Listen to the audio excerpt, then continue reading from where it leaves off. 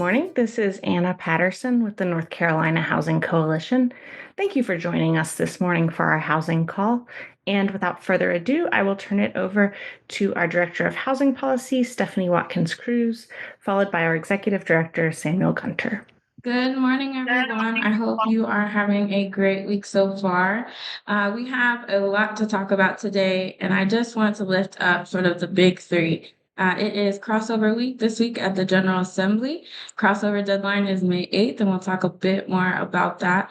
There is a Cicero bill in the North Carolina General Assembly. It will be in the State and Local Government House Committee today at 2 p.m. It's House Bill 781. Unauthorized public camping and sleeping. This legislation, this is likely its last stop, and we're going to include some talking points about the danger of this bill and for information about those on the committee and how to reach out to them today. So that is a time-sensitive matter. We're also going to lift up some of the dangerous proposals included in the skinny budget for fiscal year 2026 at the federal level, and all of the different critical housing and community development programs that are at risk. And then we have an important organizational update for you as well. Just wanted to highlight, as you all know, our fall conference is taking place this year on September 30th and October 1st. So there, we are accepting nominations for the North Carolina Housing Finance Agency 2025 Housing North Carolina Awards. So there is an online portal that we have linked in the call notes, and nominations close on May 9th. And the winners will be given plaques and invited to be a part of a special panel at the conference in Raleigh on September 30th. Again, nominations close on May 9th at 5 p.m. Moving on to our federal updates. On Friday, as many of you know, the Trump administration released its fiscal year 2026 spending plan, also known as a skinny budget. Overall, the budget proposal seeks to cut non-defense spending by over $163 billion. And the proposed cuts to programs and resources, there are a lot that are impacting housing, homelessness, and community development. A lot of those proposed cuts are very, very deep. The spending plan outlines several deep cuts or total elimination of agencies, ranging from the elimination of the Corporation for National and Community Service, operating as AmeriCorps, the elimination of Neighborhood Reinvestment Coalition, the U.S. Interagency Council on Homelessness. There's also a big cut to FEMA preparedness grants and state level programs, the elimination of LIHEAP, which is the low income home energy assistance program, a proposed cut of $770 million to community services block grants, a cut of $26 billion being proposed for against rental assistance, resources to build affordable housing, a proposed cut of $1.2 billion, and the list is quite long. I could go on and on. There's also a lot of other eliminations and proposed cuts. There's a proposed elimination of the Community Development Block Grant Program, which many of you know is part of where our disaster recovery dollars come. Elimination of the pathways to removing obstacles or housing. And there's a lot of recommendations of shifting the authority and shifting the responsibility to the state. So we're sort of returning to this trend that we've been seeing for a while, but has really ramped up in its aggressiveness, just an immense shift from federal responsibility and federal resources shifting to state responsibility, which would increase the burden on state resources. There's also a lot of proposed cuts and elimination of different rural development programs, such as grants that support rural business programs, single-family housing direct loans, rural housing vouchers, emergency shelter, and so on and so forth. Early estimates show that this budget would slash rental aid by 40%. And again, it gives the narrative around this, and a lot of the language in this proposal says that this should be up to states, and that the states can fill the gap if they want. So we have one of three action alerts that we want, or action calls to action that we want to lift up for you. The first is for the federal budget. We want you to begin contacting your lawmakers and urge them to expand and protect, not cut HUD programs. We're going to be including talking points around the importance of investment to HUD programs, the requested funding amounts and other top priorities. And we are leaning heavily on our partners at the National Low Income Housing Coalition for these points. And we also highly recommend that you continue to tell stories about those directly impacted by homelessness and housing instability in your community, and make sure that you add that meaningful context. Also, on the federal level, last week, the Affordable Housing Credit Improvement Act was introduced in the Senate, reintroduced in the Senate. A companion bill in the House was reintroduced in early April. We mentioned that on the housing call a few weeks ago. Again, this legislation would expand and reform the low-income housing tax credit, which is the largest affordable housing production program in the US, and it includes provisions to better facilitate the creation of rental homes for the renters with the greatest needs. And so this brings us to our second call to action.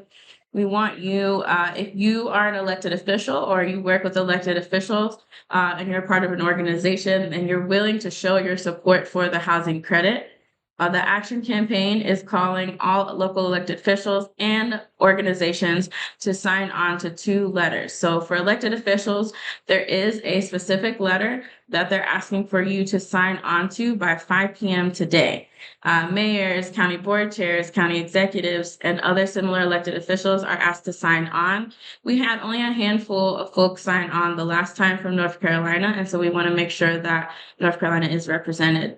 There's also an organizational letter. Many of you signed on last year. This is a similar letter because, again, this is a reintroduction. So this is a similar legislation, and that deadline is tomorrow at 5 p.m. There are going to be links to fact sheets about the housing credit and how it impacts our state, as well as fact sheets that you can see the data about the housing credit impact by congressional district.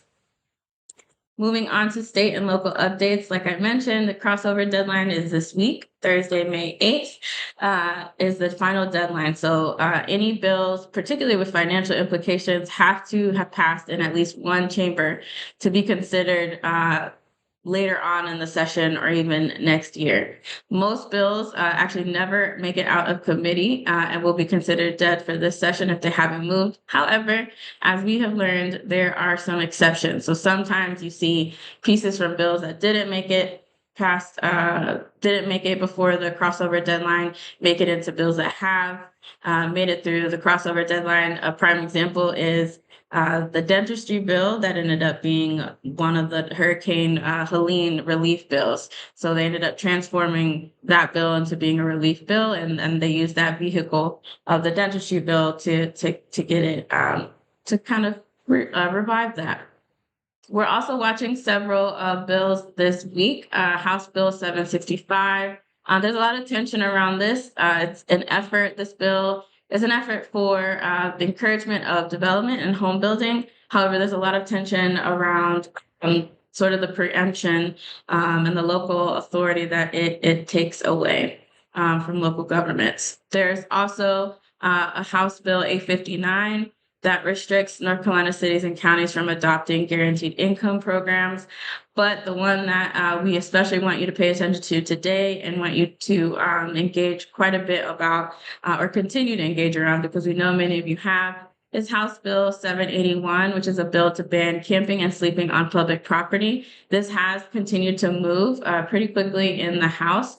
And again, it will be in the State and Local Government Committee in the House this afternoon and likely move on from that. But we want to really encourage and lift, and we want them to hear from you all about why this bill is not the answer, why this is an example of legislation that would actually further perpetuate the issue of homelessness and housing instability instead of addressing addressing the root cause of the problem. It also further removes local autonomy on the matter, and it places a lot of unfunded mandates on local governments around the implementation of this rule that could lead to excessive fines and other burdens on local resources. So we're joining our friends at the North Carolina Coalition to End Homelessness and asking that you call your representatives as well as those on the House, State, and Local Government Committee. Again, they're meeting at 2 p.m. today, and urge them to vote no. Urge them instead to vote to invest in resources and programs that actually address the root cause of homelessness, rather than establish these additional legal barriers and challenges that would make it harder for those experiencing homelessness to find and sustain housing. We have a full list of talking points. The link to the committee is also in the call notes for you as well. In Helene recovery, the federal government approved North Carolina's plan for 1.4 billion in Helene aid. This still does not mean that we have the money, and with the threats to CDBG funds, this is going to likely slow the money down a bit further. The North Carolina Housing Finance Agency is expected to assist 244 low-income North Carolina households through the $26.9 million in funding that they've approved for the preservation and rehabilitation of rental homes in 5 different communities across North Carolina households.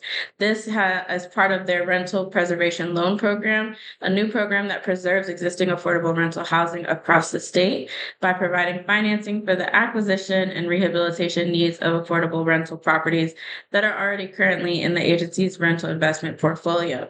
This is really critical because as we continue to create housing, even through the LIHTC program, there are time limits, right? And so as these tax credits expire and the affordability requirements expire, it's important to keep an eye on these properties and make sure that they can remain affordable.